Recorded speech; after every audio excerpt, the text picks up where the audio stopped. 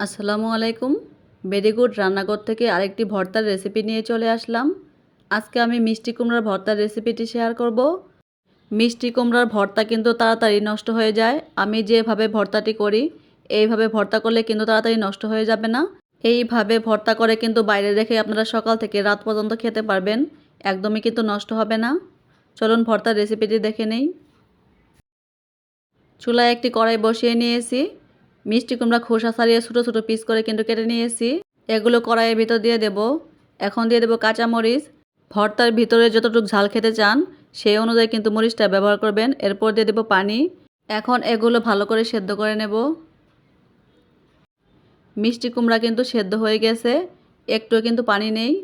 এখন কিন্তু এগুলো নামিয়ে কিন্তু একটু ঠান্ডা করে নেব। ঠান্ডা করে কিন্তু আমি ব্লেন্ডারে কিন্তু ব্লেন্ড করে নেব।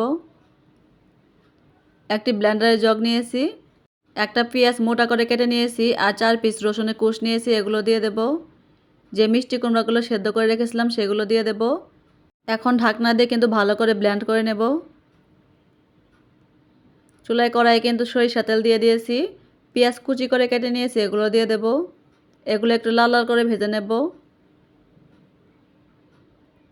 পেঁয়াজগুলো একটু লাল লাল করে ভেজে নিয়েছি। যে মিষ্টি কুমড়াগুলো ব্লেন্ড করে রেখেছিলাম সেগুলো এখন দিয়ে দেব। তেলের সাথে কিন্তু মিষ্টি কুমড়ার মিশ্রণটা কিন্তু ভালো করে মিশিয়ে নেব। আমি কিন্তু এখানে এখনও লবণ ব্যবহার করিনি।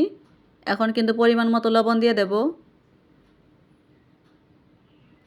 3টা কাঁচামরিচ মাঝখান দিয়ে ভেঙে দিয়ে দেব। এই কাঁচামরিচগুলো ব্যবহার করার কারণে কিন্তু ঝাল হবে না, এই ভর্তা থেকে সুন্দর একটা ঘ্রাণ বের হবে। চুলার আঁচ মিডিয়ামে রেখে কিন্তু 5 মিনিটের মতো কিন্তু মিষ্টি কুমড়া ভেজে নিয়েছি।